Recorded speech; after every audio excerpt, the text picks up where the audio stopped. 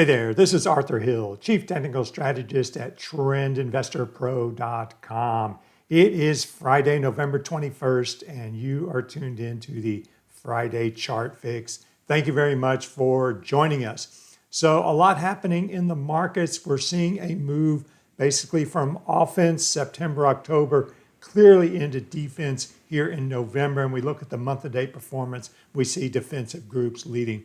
And just as worrying, we see the economically sensitive groups continuing to lag and in long-term downtrends. Now, what happened over the last 3 to 4 weeks was the speculative names were basically thrown under the bus. And we'll see that with the performance of the ARK Innovation ETF. We have Microsoft breaking from the MAGS 7 as it moves into a long-term downtrend based on the trend composite. And then we have an old school utility stock, Con Ed, moving into a long-term uptrend. And there's clearly a message with those two. So whenever we have a transition period, which I think is what we had over the last few weeks, when we went from kind of this risk-on environment with these big moves in technology-related names in September and into October, but things started changing in October, and clearly in November, we saw a lot of selling pressure, broad market selling pressure, hitting most stocks and most equity-based ETFs. And so what I do is I look at that Pacific period, like month-to-date November, to see what is up, what is holding up, what is attracting money when these other names are being sold off and moving lower. And healthcare continues to stand out. It's up around 5% month-to-date as of Thursday's close.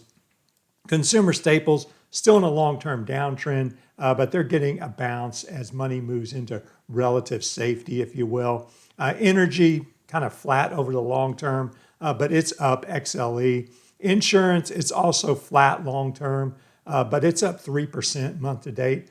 Biotech's one of the leading groups, IBB here, up 3%. Medical devices, it's got a long-term flat trend, but it's up 1.6%. And then we see gold miners up 1.26% and gold outperforming gold miners up 1.83%. And that's probably because gold miners, they're still part of the equity market. And if the equity market sells off, well, they're still stocks and they do sell off a little bit with the stock market, but they're being held up because they are related to gold, which is strong. And then the clear alternative to stocks would be bonds. And bonds are up a fraction. They're still in a long-term uptrend, the IEF, the 7 to 10-year Treasury bond ETF, and we're seeing it bounce off of a prior resistance zone that turns into support, and that was highlighted in the report on Thursday at Trend Investor Pro. But these are all defensive names, and they are attracting funds here in November. Now, money moving into defensive names alone is not reason enough to be negative on U.S. equities. You need to see weakness in some of the key areas of the U.S. equity market, and we are seeing that. Now, there are still some pockets of strength. MAX 7 is still above its October low, for instance, but we are seeing some breakdowns in some key groups, and these pockets of weakness, as noted last week, they're expanding, and that is a negative for the broader market. Now, we have a breadth model at Trend Investor Pro. The breadth model has yet to turn bearish, but it is about as mixed as it can get. Roughly 50% of S&P 500 stocks, for example, are above their 200-day, which means 50% are below. It's as mixed of a market as you can have, but the problem is these pockets of weakness are expanding. They're not contracting. So if we look here, we can see finance, XLF, breaking below its 200-day moving average this week. We can see the ARK Finance ETF. Look at that hit from 60 down to 46-ish. That's a really strong decline. That is a downward momentum thrust that signals the start of a longer-term downtrend, and we're below the 200-day. The First Trust Internet ETF getting hit by weakness in Meta. It moved from like 285 to 255, and that's a serious downtrend. Software just getting clobbered, and Meta's not part of software, but from 117.5 down to 101 or so, like a 15% decline in just a few weeks. That and it broke the lows here and broke the 200-day. Software accounts for around a third of the technology sector, so this will weigh on the tech group. And then equal weight consumer discretionary, which represents retail, restaurants, autos, hotels, home building, very economically sensitive groups. This one I highlighted last week as well. It has broken its 200-day moving average. Home construction broke its 200-day early in November. Here is home construction. This is home builders, broke its 200-day this week. Retail broke its 200-day, and the regional bank ETF broke its 200-day. It's been battling the 200-day for about 6 weeks here, but it is clearly a laggard. And maybe you have some sort of head and shoulders pattern here, and a break below 58 signals a continuation lower. Now, the bottom indicator window on all these charts shows the price relative. So this is XLF performance in the top left relative to the average stock in the S&P 500. And you can see below the 200-day, all these pink lines show that all of these are below their 200-day moving averages. So all 9 of these are showing relative weakness in addition to absolute weakness. And that's basically, you don't want to look at an ETF or a stock that shows a downtrend and relative weakness. So these are totally out. And the fact that these are very economically sensitive groups, especially retail, housing, consumer discretionary, and regional banks, leads me to believe that the average stock is not having a good time right now. So we've heard this notion of a K-shaped economy, and that refers to an economic situation where you have one part of the market or economy growing and doing well. That's the upper part of the K. And then you have another part of the economy that is suffering, and that is the bottom part of the K. So for example, you have the upper income households that are doing fine, and then the lower and middle income households are not doing so good. That's the K-shaped economy. We can also see that represented in certain price chart pairs. And on this chart here, I've got the ITB Home Builders ETF in pink, and I've got the ARK Innovation ETF in blue. And you can see that both of them are rising basically since June. And then we get this disparity, this performance disparity here. When September into October, the ARK Technology Innovation ETF just takes off, and ITB goes the opposite way. And so there is your K. So if we put another line here, so you have your kind of your baseline there, and we have ARK Innovation taking off, and we have ITB moving down. There is your K. But what do we see happening now? Well, we see that ARK Innovation has totally fallen off a cliff. This is the speculative end of the market. And look at that surge there, September, October, and then gave it all back. And we're basically back to that early August low. And so this is a negative, basically, for the speculative end of the market. And I want to show another comparison using the MAGS 7 ETF. So I showed a chart 2 weeks ago where I saw that certain parts of the technology group were starting to break down, and one of them was the ARK Innovation ETF. You can see there in early November. On the 4th, in fact, it broke below the October lows with that sharp decline there. And in fact, on November 4th was also the day the Bitcoin ETF, IBIT, broke below its 200-day moving average. So there's a correlation there, I think, between the speculative end of the stock market and Bitcoin clearly. But if we look at ARKK, it had this big run September into October, peaked there the second week of October, formed a lower high, and broke down.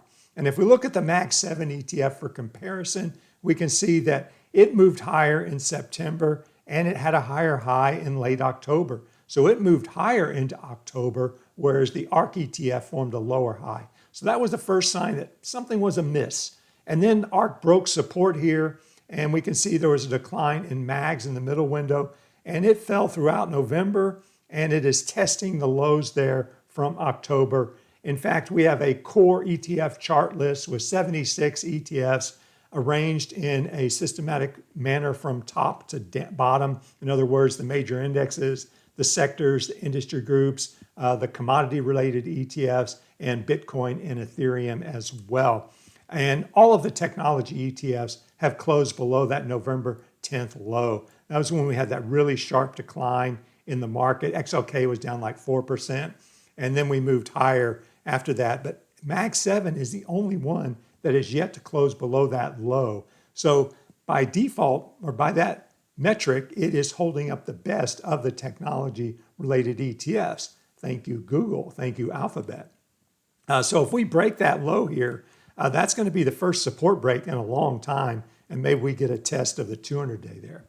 But again, more telling, if you look at this price relative, this is the performance of the ARK Innovation ETF to the MAGS 7 ETF, and you can see outperformance in May, serious outperformance in June, July, a little bit of weakness, and then serious outperformance into early October, and then we just fell off of a cliff. Started falling in the second half of October and moved below the 200-day. So speculation is out. Basically, they're saying these high-risk speculative names are not the place to be right now, and that shows some risk aversion in the stock market right now. So this week at Trend Investor Pro, it was a busy week as usual. This is the main commentary page with the reports and videos as they are posted.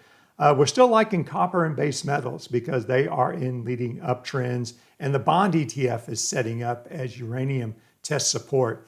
On the market regime page, we're noticing some widening in the yield spreads, and that shows some stress creeping into the credit markets, and that confirms what we're seeing in those consumer discretionary related groups that are underperforming and in downtrends. I've got 3 bullish stock setups you can see there. One for semiconductors, one for cybersecurity, and one for gaming.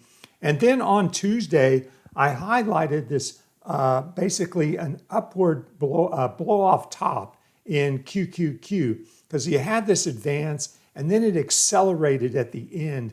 And when you get an acceleration after an extended advance, that is usually a warning sign. And we saw that in gold in the middle of October as it had that acceleration higher and then it corrected hard. And we saw that as well in QQQ. And we also had bearish momentum thrust in SPY, QQQ, and XLK. So take a subscription, a trial subscription, if you want to trendinvestorpro.com to read more about these setups and this analysis. So we are also seeing weakness starting to appear within the MAGS 7. So we have 7 stocks in the MAGS 7, of course, that's why it's called the MAGS 7. 2 of the 7 are now in downtrends per the trend composite. The first was Meta, which triggered a bearish trend composite signal on October 31st. And the second is now Microsoft, which triggered a bearish trend composite signal this week. In fact, on Thursday, you can see in the bottom window, the trend composite went from +5 to -1. And so there are 5 indicators in the trend composite. They are trend following indicators. So we're aggregating those signals. And when you have 5 in the trend composite, all 5 are on bullish signals. But now we're at -1. And that means 3 are on bearish signals and 2 are on bullish signals. So the net is negative. The net signals a downtrend for Microsoft. And if you look on the chart here, you can see a peak there in early August, a peak there in October, an intermittent low, and a break for a lower low. So a bit of a double top formation working there and a clear support break for Microsoft.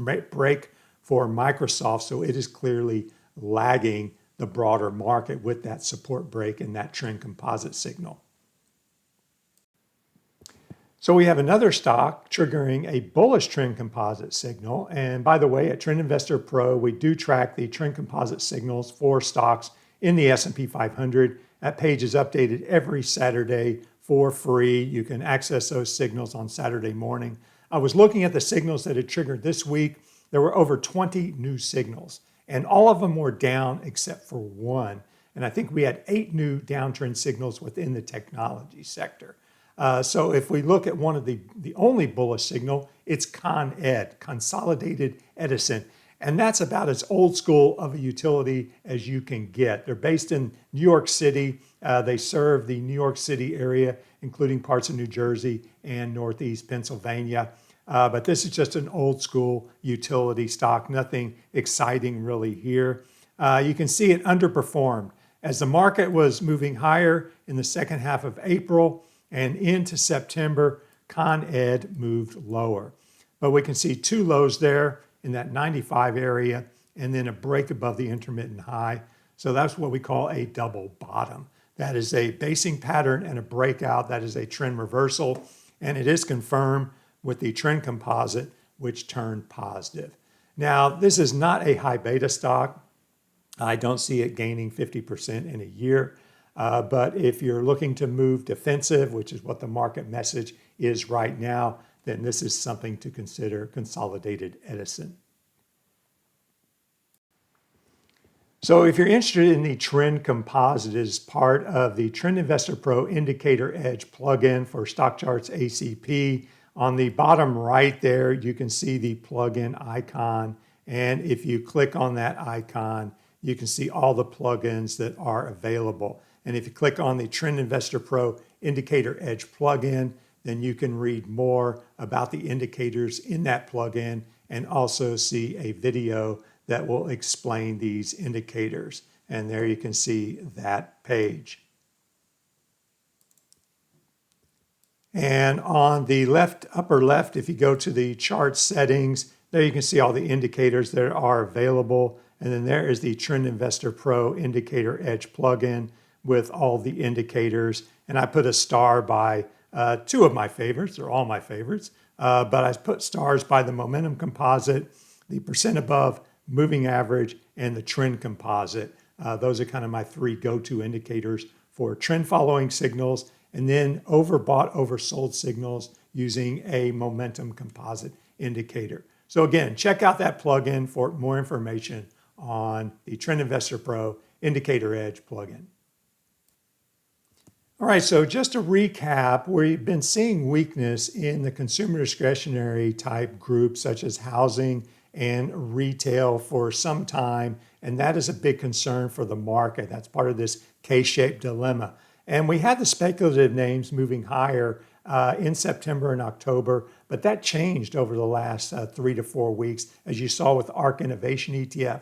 And we even saw breakdowns in software and the internet ETF FDN. So we're seeing cracks within the technology sector now. So that means pockets of weakness are expanding within the stock market, and that is a negative.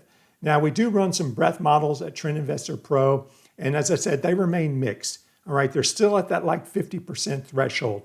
We're getting weakness, we're seeing weakness expand, but we've yet to tilt that far enough to get a bear market signal, but I will be watching those models closely in the coming days and weeks. So next week is Thanksgiving week. I will post a report again on Friday, Black Friday. In the meantime, I wish you all a very happy and safe Thanksgiving week. It's a great time for family, friends, food, and of course, college football. Thanks again for tuning in and have a great day.